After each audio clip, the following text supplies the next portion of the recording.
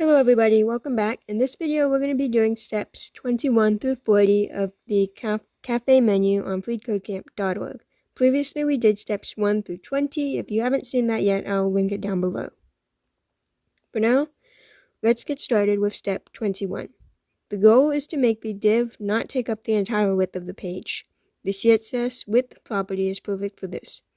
Create a new type of selector for the div element and give it a width of 300 pixels. Like that, and if this will load.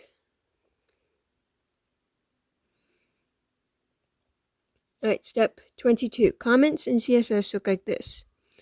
So you have a slash asterisk comment here. So we're going to comment out the background color property and value by putting a slash asterisk before it and putting an asterisk slash after it, and this makes the line into a comment.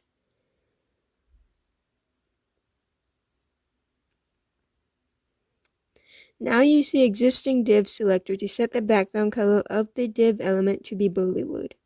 So we're going to put background color, and then we're going to set it to Bollywood.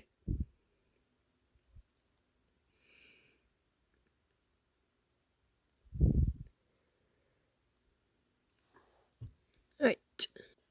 Now it's easy to see that the text is centered inside the div element.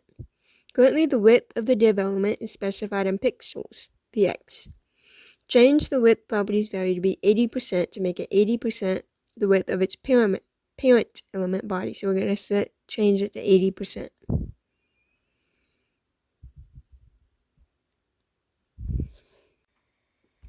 Alright, and step 25. Next, you want to center the div horizontally. You can do this by setting its margin left and margin right properties to auto. Think of the margin as invisible space around an element. So we're going to put the margin left, auto,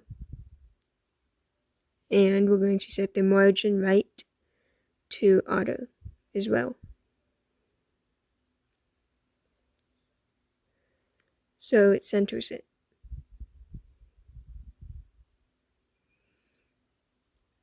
Step 26. So far you have been using type selectors to style elements.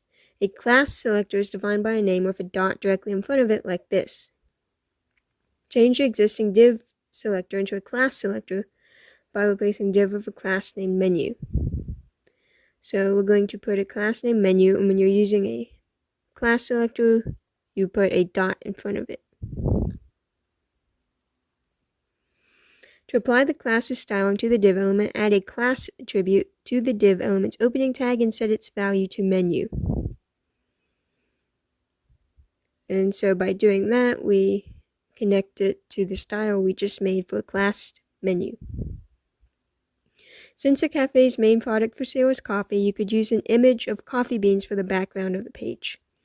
So delete the comment and add a background image property. So we're going to put background image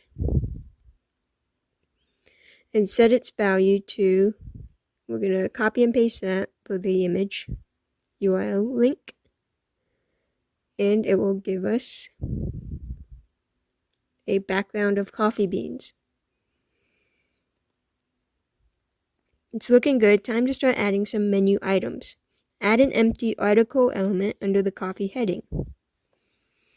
It will contain a flavor and the price of each coffee you currently offer. Step 30. Article elements commonly contain multiple elements that have related information. In this case, it will contain a coffee flavor and a price. So we're going to nest two P elements inside the article element. The first one's text is going to be French vanilla, like that, and then the text for the second one is going to be 3.00.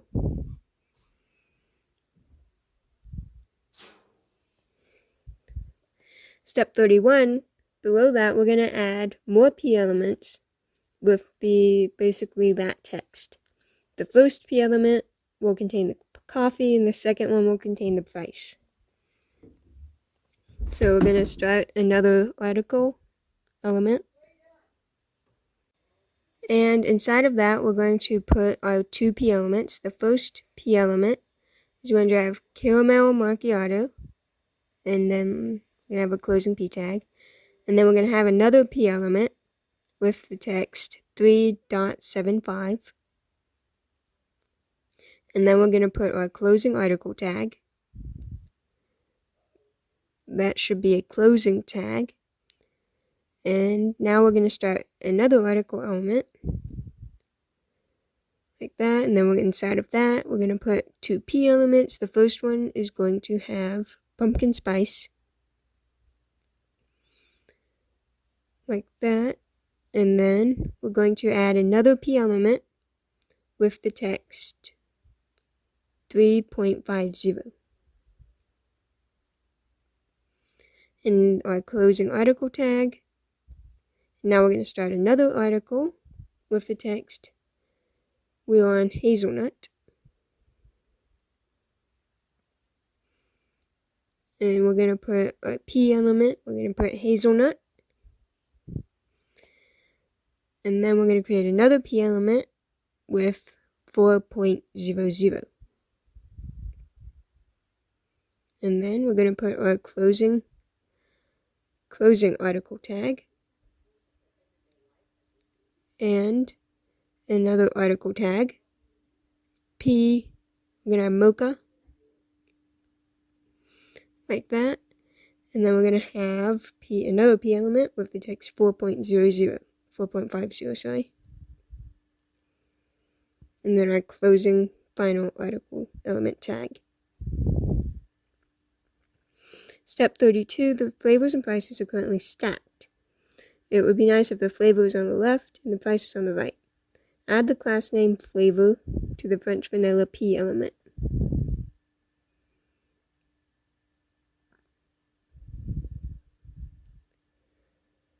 Using your new flavor class as a selector, set the text align property value to left. So remember, we put a dot, and then we're going to put text align left.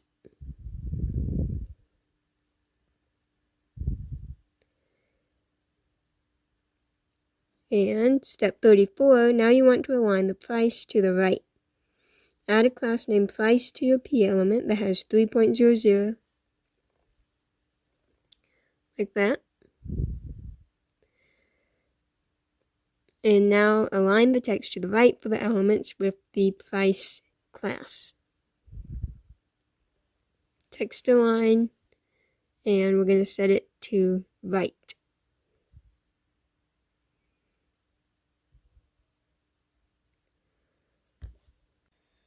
Step 36, this is kind of what you want, but now it would be nice if the flavor and price were on the same line.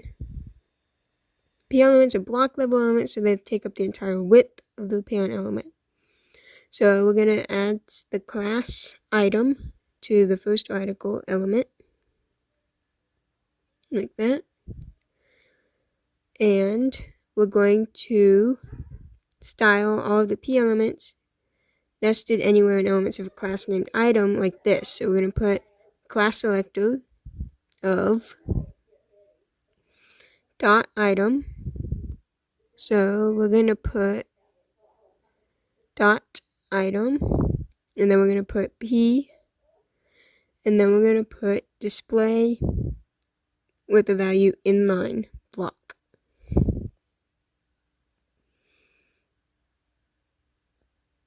Like that, so they're both on the same line. Step 38, that's closer, the price didn't stay over on the right.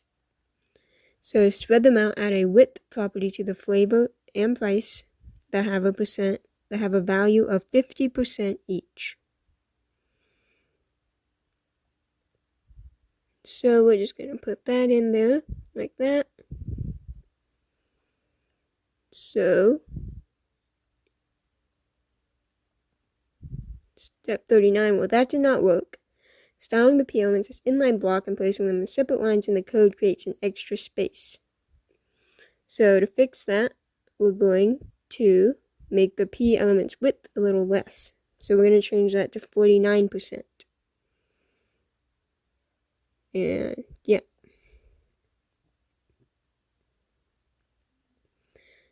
But, okay, so that worked, but there's still a little space on the right of the price.